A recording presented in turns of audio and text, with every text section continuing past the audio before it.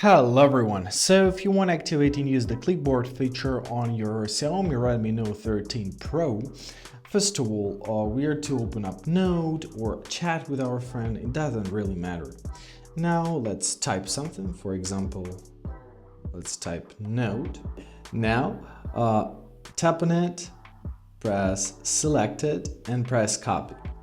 Now if we're gonna get our chat activated, so our Gboard activated, let's go down here. You'll see this four squares, right? Tap on it, find your paper icon, and here is your clipboard. So here is your recent copied stuff. So to use it, simply tap on it, and as you see, it goes infinite times. However, if you need to use the same information for a long time, you can simply hold on this note, press pin, and now it will be always here because unpinned notes get deleted after an hour.